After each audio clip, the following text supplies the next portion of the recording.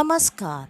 मैं स्नेहा, आपकी होस्ट, एक बार फिर से आपका स्वागत करती हूँ आपके अपने चैनल डर का घर में। आज जो मैं कहानी आपके लिए लेकर आई हूँ, ये एक ऐसे हंसते खेलते परिवार की है जो कि अपने हालत को पहले से बेहतर बनाने की वजह से एक जगह पर गए जहाँ पर उनकी हालत सुधरने के बजाय और ज़्यादा बिगड़ने लगी। उस जगह पर जाना ही उनकी ज़िंदगी की एक ऐसी बड़ी भूल बन गई जिसकी कीमत पूरे परिवार को मिलकर बाद में चुकानी पड़ी। आज की इस कहानी में 4 लोग हैं एक परिवार में, जिसमें माता पिता के साथ उनके 2 बच्चे हैं, जिसमें बिटिया सबसे छोटी है और बेटा जो कि अपनी छोटी बहन से बड़ा है। बेटे का नाम छोटू है और बेटी का नाम छोटी। ये दोनों प्यार और दुलार से बुलाए जाने वाले नाम हैं। इनके परिवार में सब कुछ एक समय तक बहुत अच्छा चला। किसी भी तरह की ना कोई परेशानी ना कोई मुश्किल। ये परिवार एक मध्यम वर्गीय परिवार था जिसमें किसी भी चीज़ की कोई कमी नहीं थी। पिता काम पर जाते थे, माँ घर संभालती और बच्चों को संभाला करती थी। सब कुछ अच्छा चलते चलते एक बार अचानक इन दोनों बच्चों की माँ की तबीयत काफ़ी खराब हो गई और उनको तुरंत डॉक्टर के पास ले जाया गया। डॉक्टर के पास ले जाने पर डॉक्टर ने जो भी ज़रूरी इलाज थे सब कुछ करना शुरू कर दिया और सारे इलाज करने के बाद डॉक्टर ने उनकी हालत पहले से बिगड़ती हुई देखी। बाद में डॉक्टर को ये महसूस हुआ कि उनको इस इलाज के साथ साथ किसी साइकेट्रिस्ट की भी ज़रूरत है जिससे वो खुलकर अपने मन की बात कर सकें। तो डॉक्टर ने उसी के मुताबिक एक साइकेट्रिस्ट उनके लिए बुक करके उनके पास बात करने के लिए भेजा। उस साइकाइट्रिस्ट से एक ही सिटिंग में काफ़ी सारी बातें करने के बाद उन्हें ये पता चला कि माँ के मन में ऐसी कोई बात है जो घर करके बैठी हुई है, जिसके वजह से माँ अंदर ही अंदर काफ़ी परेशान है, घुट रही है, जिसकी वजह से उनकी हालत में सुधार आने के बजाय उनकी तबीयत दिन ब दिन बिगड़ती ही जा रही है। डॉक्टर ने ये सारी बातें दूसरे डॉक्टर को जिनसे इलाज चल रहा था उनसे विस्तार से बता दी और परिवार वालों को ये बातें खुलकर नहीं बताई गई। परिवार वालों को डॉक्टर ने बुलाकर बस इतना ही सजेशन दिया कि आप अगर अपनी पत्नी की तबीयत ठीक करना चाहते हैं तो उनके जगह में परिवर्तन कर दें। मतलब आप अभी जहाँ पर रहते हैं उस जगह को छोड़कर कुछ वक्त तक के लिए, जब तक के लिए आपकी पत्नी की हालत सुधर ना जाए, आप उस घर को छोड़ दें और कहीं दूर अच्छे शांति वाले माहौल में जाकर अपने परिवार के साथ रहना शुरू कर दें। किसी भी इंसान के लिए ऐसा करना काफ़ी मुश्किल होता है। ये बात उनके लिए भी बच्चों के पिता के लिए काफ़ी मुश्किल ही थी, लेकिन उन्हें अपनी पत्नी खोनी नहीं थी। इस वजह से उन्होंने डॉक्टर की बात मान ली और उन्होंने एक ऐसी जगह का पता भी लगा लिया जहाँ पर उन्हें काफ़ी सस्ते दामों में कुछ महीनों के लिए रहने की जगह मिल सकती थी और उन्होंने वहाँ पर जाकर घर देखकर सारा कुछ तैयार करना शुरू कर दिया ताकि वो अपनी पत्नी को वहाँ लाकर उन्हें रख कर उनकी सेवा करके उनकी हालत में सुधार ला सके। कुछ ही दिनों में वो अपनी पत्नी को हॉस्पिटल से घर लेकर आ गए और हॉस्पिटल से घर लेकर आने के बाद उनकी पत्नी के सेहत को बेहतर बनाने के लिए डॉक्टर ने काफ़ी सारी चीज़ें उनको ध्यान रखने के लिए कही थी। पति भी उन सारी चीज़ों को समझकर अपनी पत्नी को अब पूरी तरह से उनका ख्याल रखने के लिए यहाँ लेकर आ चुके थे। पत्नी चल फिर सकने में भी अब असमर्थ हो चुकी थी। उन्हें चलने के लिए किसी सहारे या सपोर्ट की ज़रूरत पड़ती थी। मतलब वो किसी लकड़ी के सहारे चला करती थी। वो पूरी तरह से अपने पैरों पर ठीक से खड़े हो पाने में सक्षम नहीं थीं। उसके अलावा जब जब वो सोती उन्हें हमेशा ऑक्सीजन लगाकर ही सोने की अनुमति थी, क्योंकि नींद में उनके दिमाग पर प्रेशर बढ़ने के वजह से अचानक से उन्हें हार्ट अटैक आने का खतरा हो चुका था, जिसके वजह से डॉक्टर ने ये सारी चीज़ें हमेशा ध्यान रखने को कही थी। इसलिए उनके साथ उनके चलने के लिए एक छड़ी और एक ऑक्सीजन का सिलेंडर उनके साथ ही वहाँ पर लाया गया था। अब पति ने अपनी पत्नी का ख्याल रखना शुरू कर दिया। बच्चों की उम्र इतनी ज़्यादा नहीं थी कि बच्चे पिता के इन चीज़ों में पूरी तरह से सहयोग दे सके। इस वजह से बच्चों ने जितना अपने हिसाब से वो पिता से पूछ पूछ कर उनकी सहायता करने का काम कर सकते थे, वो बच्चे करने में बढ़ चढ़ के हिस्सा लिया करते थे और अक्सर अपनी माँ के पास बैठकर उनसे अच्छी अच्छी प्यारी प्यारी बातें किया करते थे। वैसे भी हर माँ के लिए उनके बच्चों की बातें प्यारी ही हुआ करती हैं। इस वजह से माँ अब धीरे धीरे ठीक होने की कोशिश कर रही थी, लेकिन उस घर में कुछ अजीब सा ऐसा था जो कि उन्हें ठीक होने नहीं दे रहा था। उन्हें बार बार अपने आसपास कुछ अजीब सी चीज़ों का एहसास होना तभी शुरू हो चुका था जब उन्होंने इस घर में पहला कदम रखा था, या फिर यूं कहूँ कि जब वो इस इलाके में घुसी थी। ये सारी चीज़ें उन्होंने उस वक्त ज़्यादा ध्यान नहीं दी, क्योंकि उनके दिमाग में ये चीज़ें चल रही थी कि उनकी तबीयत खराब होने के वजह से शायद उन्हें मन में ऐसी उथल पुथल महसूस हो रही है और फिर जगह भी नहीं है। तो शायद इन दोनों कारणों के वजह से उन्हें कुछ अजीब सा महसूस हो रहा है। लेकिन हर बार जो हमारा मन हमें बताता है या महसूस करता है वो हमारा वहम हो, ऐसा बिल्कुल ज़रूरी नहीं होता। दिन भर का सारा काम खत्म होने के बाद रात में सबने एक साथ मिलकर बैठकर खाना खाया और सब अपने अपने कमरे में सोने के लिए चले गए। माँ भी पिता के बगल में लेटकर सोने की कोशिश कर रही थी। उनके चेहरे पर अभी भी ऑक्सीजन मास्क लगा हुआ था। काफ़ी देर की कोशिशों के बाद भी उन्हें नींद नहीं आ रही थी। अचानक उन्होंने अपने बेडरूम के दरवाजे के सामने देखा तो उन्हें ऐसा लगा जैसे वहाँ से कोई काला साया जिसने कपड़े नहीं पहन रखे हों और वो इंसान पूरी तरह से कालिख में लिपटा हुआ हो, वो दरवाजे के सामने से अचानक से जैसे स्किट करता हुआ गुजर कर चला गया। किसी भी इंसान की स्पीड चलते वक्त इतनी ज़्यादा नहीं होती है और अब उन्हें उठकर उस इंसान को देखने के लिए जाना था कि वहाँ पर कौन था, लेकिन उनकी हिम्मत नहीं हो रही थी और उन्होंने बिस्तर के आसपास देखा तो उनकी छड़ी भी वहाँ पर मौजूद नहीं थी। उन्होंने तुरंत अपने पति को उठाना शुरू किया। पति भी तुरंत उठकर बैठ गए। पत्नी ने सारी बातें पति को बता दी।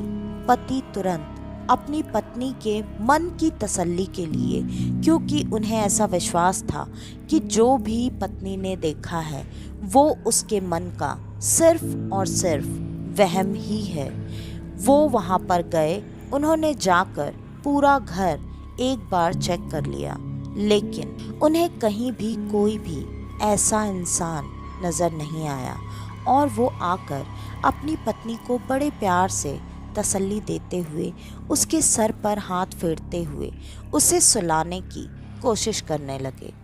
पत्नी के मन से वो बात नहीं जा रही थी।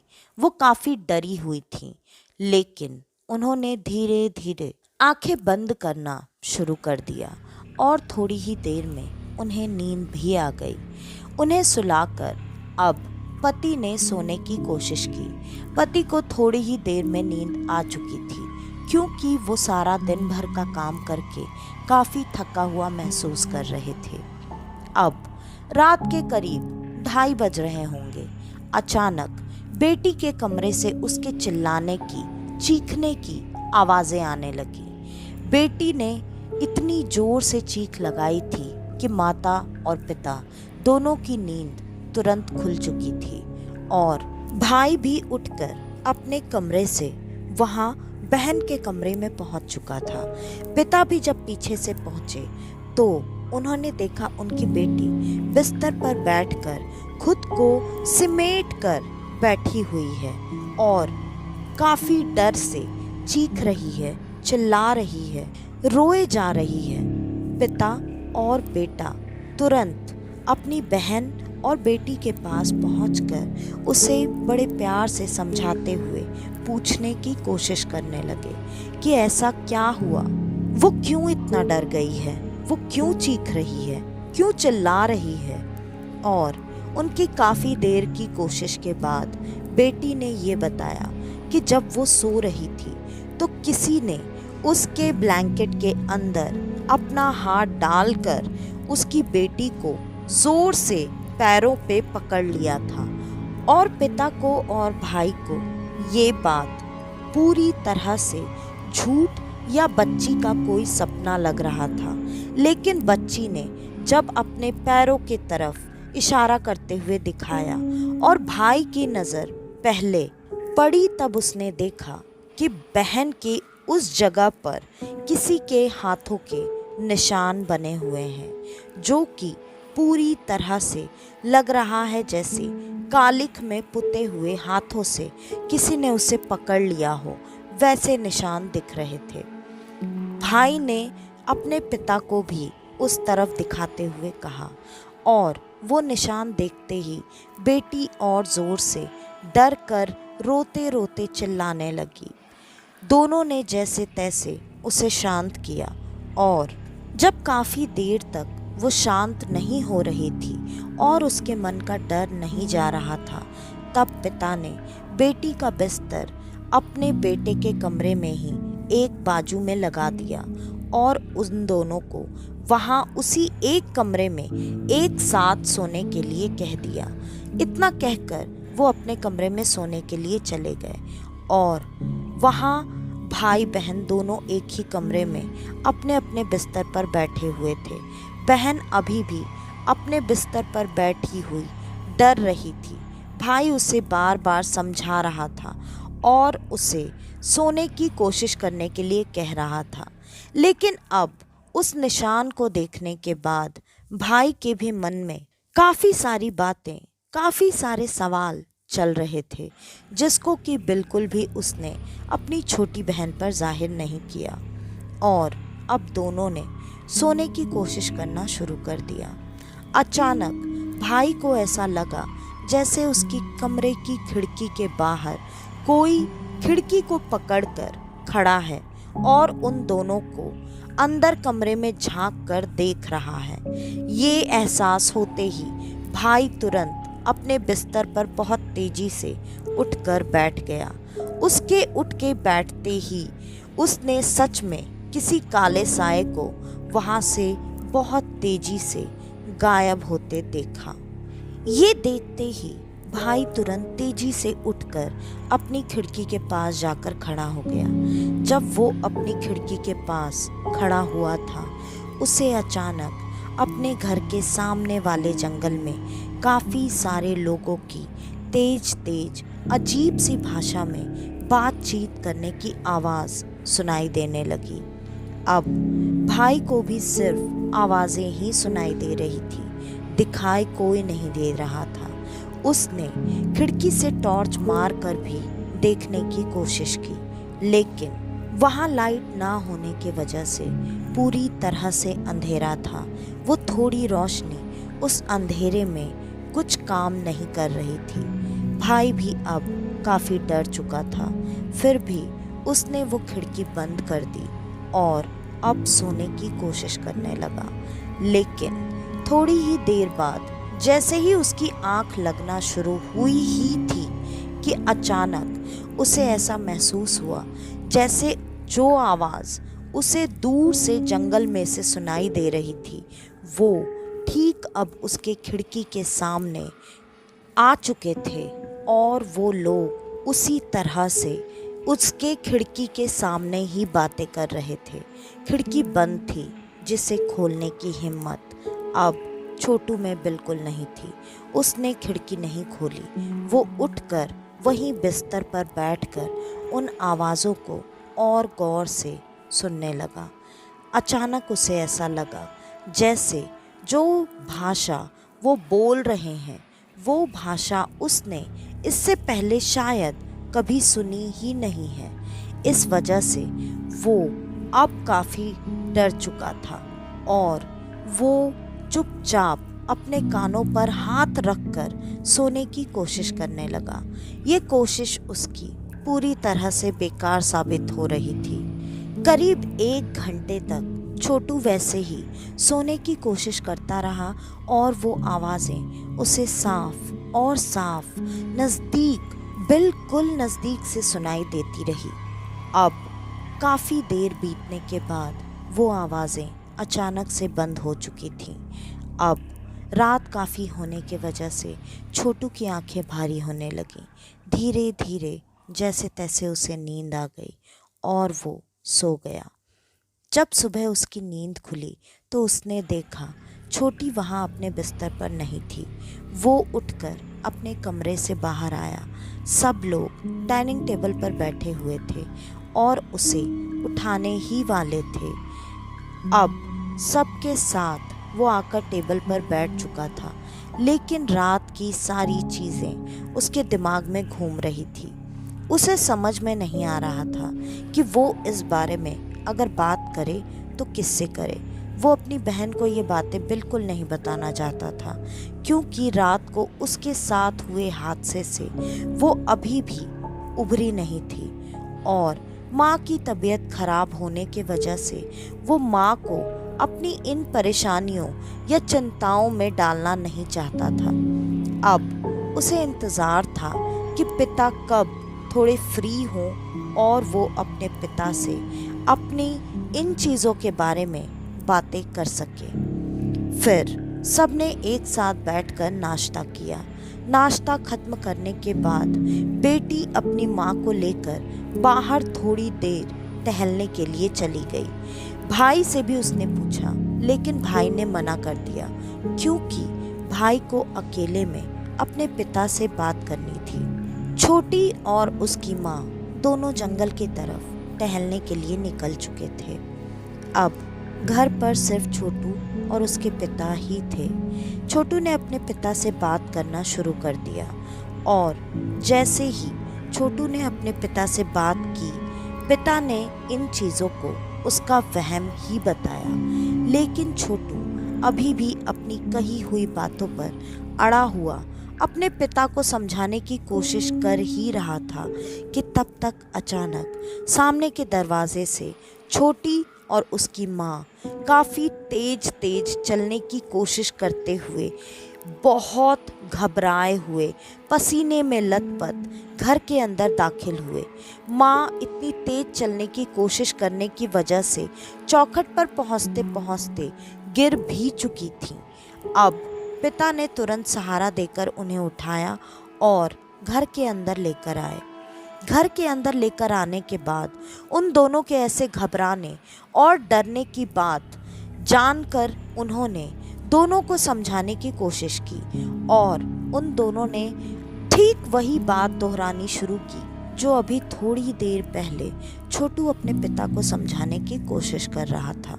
मतलब उन्हें भी जंगल में कुछ अजीब सी आवाज़ें साफ साफ सुनाई दे रही थी, जो कि किसी और भाषा में बोली जा रही थी और वो भाषा उनकी सामान्य भाषा से पूरी तरह से अलग थी। कई लोग उस भाषा में बात करते हुए तेज तेज सुनाई दे रहे थे, लेकिन उनके काफ़ी कोशिश करने के बाद भी उन्हें उनके आसपास कहीं दूर दूर तक कोई भी लोग नज़र नहीं आए। और तो और थोड़ी देर में उन्होंने एक गीत गाना भी शुरू कर दिया, जो कि साफ साफ समझ में आ रहा था कि किसी कबीले से जुड़ा हुआ ये एक संगीत है। उन चीज़ों को सुनकर, उन भयानक आवाज़ों को सुनकर वो काफ़ी डर चुके थे। इस वजह से अब छोटी और उसकी माँ पूरी तरह से ज़िद करने लगे कि उन्हें यहाँ पर नहीं रहना और उन्हें यहाँ से हर हाल में जाना है। पिता के लिए ये काफ़ी मुश्किल खड़ी करने वाली बात थी, क्योंकि पिता ने जैसे तैसे इस घर का अरेंजमेंट किया था ताकि वो अपनी पत्नी को एक शांति सुकून वाले घर में काफ़ी दिनों तक रखकर उनकी हालत में सुधार करने की कोशिश कर सके। लेकिन यहाँ तो अब सब उल्टा ही हो रहा था। उन्हें भी ना चाहते हुए इस डिसीज़न को लेना ही पड़ा कि उन्हें ये घर जल्दी से जल्दी छोड़कर चले जाना चाहिए। आज उन लोगों ने ये बात तय कर ली थी, लेकिन आज के आज ही उस घर को छोड़कर निकलना थोड़ा मुश्किल था, क्योंकि जिससे घर उन्होंने लिया था पहले उससे बात करनी पड़ती, उसे सारी बातें बतानी पड़ती, उससे पैसे की बात करनी पड़ती और फिर वो घर उसे हैंडओवर करके ही वहाँ से जा सकते थे। इसलिए आज की रात भी उन सबको उसी घर में बितानी थी। आज की रात सब लोग काफ़ी डरे हुए थे। सबके बिस्तर एक ही कमरे में लगे हुए थे और रात के 12 बजते ही अचानक से उन सबको ऐसा महसूस होने लगा जैसे पूरी की पूरी मंडली उनके हॉल में बैठी हुई हो और वो किसी पूजा में शामिल हो। मतलब जो आवाज़ें आ रही थी वो लोग उन सब ने उठकर हॉल में आकर देखा, लेकिन उन्हें वहाँ पर कोई भी नज़र नहीं आ रहा था और उन्होंने काफ़ी कोशिशें की, लेकिन उनकी काफ़ी कोशिश करने के बाद भी ना तो वो आवाज़ें बंद हो रही थी और ना ही उन्हें कोई वहाँ पर दिखाई दे रहा था। वो सब चुपचाप अपने कमरे को बंद करके उसमें दुबक कर बैठे हुए थे। तभी अचानक उनके दरवाजे के नीचे से बहुत तेज काला धुआं अंदर आने लगा, जैसे कोई हवन कुंड जलाकर या फिर लकड़ियां जलाकर उसमें कुछ जलाने की या आहुति डालने की कोशिश कर रहा हो। ये देखकर पिता ने तुरंत बाहर निकलकर चेक करना ज़रूरी समझा, क्योंकि अगर उस घर को कुछ भी नुकसान पहुंचता तो उसके पैसे उन्हें ही भरने पड़ते। पिता ने तुरंत दरवाज़ा खोला और वो जैसे ही हॉल में आए उनके होश पूरी तरह से उड़ चुके थे, क्योंकि जो आवाज़ें उन्हें इतनी देर से सुनाई दे रही थी अब उन्हें वो लोग वहाँ हॉल में साफ साफ नज़र आ रहे थे। वहाँ हॉल में काफ़ी सारे लोग बीच में आग जलाकर उसको चारों तरफ से घेर कर बैठे हुए थे। उन सारे लोगों के कपड़ों को देखकर ही साफ साफ समझ में आ रहा था कि वो किसी कबीले के रहने वाले लोग हैं और वो आग में क्या जला रहे थे ये देखना और समझना काफ़ी मुश्किल था। हाँ, लेकिन इतना ज़रूर था कि वो उस आग में इंसानों की ही आहुति दे रहे थे, क्योंकि वो आग में कभी इंसानों के कटे हुए हाथों की आहुति देते तो कभी उसके कटे हुए पैरों की। ये देखकर अब वो इतना ज़्यादा डर चुके थे कि वो वहाँ से चाह कर भी भागकर अंदर नहीं जा पा रहे थे। जब पिता काफ़ी देर तक कमरे में नहीं आए तब बेटा वहाँ पर दौड़कर हॉल में आया। लेकिन कमाल की बात ये थी कि बेटे के बाहर दौड़कर आते ही वो सारे लोग वापस से वहां पर दिखना बंद हो चुके थे और अब पिता को बेटे ने संभालने की कोशिश की और वो अपने पिता को पकड़कर कमरे के अंदर लेकर वापस आ चुका था।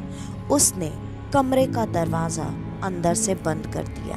पूरी रात अजीब अजीब सी आवाज़ें, अजीब अजीब सी चीज़ें उनके कमरे के बाहर होती रहीं। कई बार कई चीज़ें उन्हें उनके कमरे के अंदर भी महसूस होती, लेकिन उनकी हिम्मत बिल्कुल नहीं थी कि वो उस कमरे से निकल कर जाएं और दोबारा देखें। उस नज़ारे को देखने के बाद तो पिता की हालत ऐसी हो चुकी थी कि उन्होंने रात भर एक शब्द भी किसी से कोई बात नहीं की।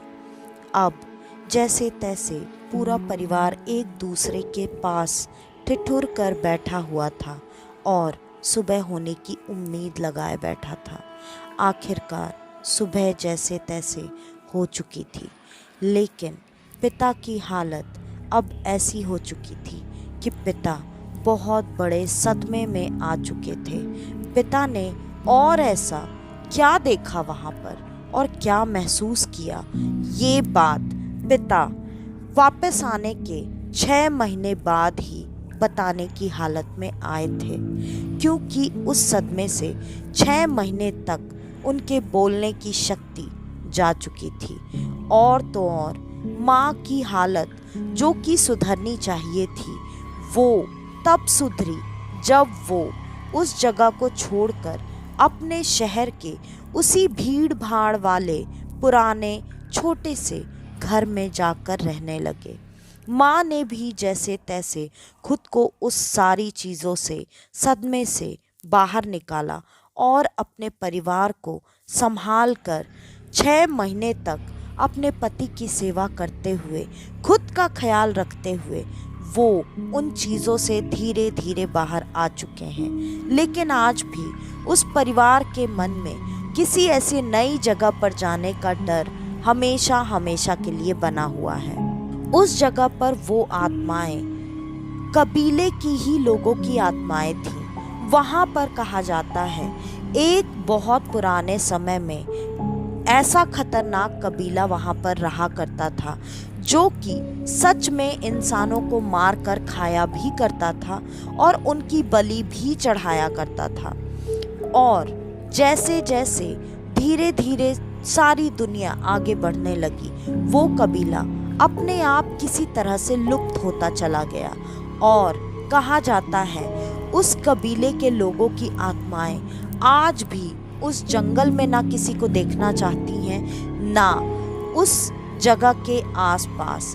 वहाँ पर सिर्फ और सिर्फ वही लोग आज भी रह सकते हैं या रह रहे हैं जो कि उस जगह से काफ़ी सालों पहले से जुड़े हुए, मतलब वहाँ के स्थानीय लोग हैं। ऐसा भी कहा जाता है कि वहाँ पर स्थानीय लोगों के अलावा जिन और लोगों ने बसने की भी कोशिश की, सबकी या तो मृत्यु हो गई या फिर वो आज भी पागलों वाली ज़िंदगी बिता रहे हैं। इसलिए उस जगह पर कभी भी कोई भी नए लोग ना तो जाते हैं और ना ही बसने की कोशिश करते हैं। लोग अगर जाते भी हैं तो सिर्फ उस जगह की खूबसूरती को देखने के लिए 1 दिन या 2 दिन रहकर घूमकर वो वहाँ से चले जाते हैं। आपकी मौत, आपकी दुर्दशा होने से बचाना, ये सिर्फ और सिर्फ वहाँ उस जगह पर आपके हाथों में है। वो कैसे कि आप वहाँ रहने का फैसला कभी गलती से भी ना करें। तो आज की ये कहानी यहीं पर ख़त्म होती है। आपको हमारी आज की ये कहानी कैसी लगी, हमें कमेंट करके ज़रूर बताइएगा। और अगर आपको हमारी ये कहानियाँ पसंद आती हैं तो ज़्यादा से ज़्यादा हमारी इन कहानियों को शेयर करें। अगर आप हमारे इस चैनल पर आज पहली बार आए हैं तो हमारे इस चैनल को लाइक, शेयर और सब्सक्राइब करना बिल्कुल ना भूलें। मेरे इस चैनल को आप सबके सपोर्ट ने ही आज यहाँ तक पहुँचाया है और मुझे आप सबके इसी सपोर्ट की हमेशा ज़रूरत रहती है। तो प्लीज़ आप सब अपना प्यार और सपोर्ट मेरे साथ हमेशा ऐसे ही बनाए रखें। और अगर आपके पास आपकी ऐसी कोई कहानी हो तो डिस्क्रिप्शन में दिए ईमेल आईडी या इंस्टा आईडी पर आप हमें आपकी वो कहानी भेज सकते हैं। तो आज के लिए बस इतना ही। मैं स्नेहा, आपकी होस्ट, आज के लिए लेती हूँ अलविदा। वापस से आपसे मिलने आऊँगी और आप सबको लेकर जाऊँगी कुछ जाने अनजाने किस्से कहानियों के सफ़र पर, आपका अपना डर का घर में। तो तब तक के लिए नमस्कार।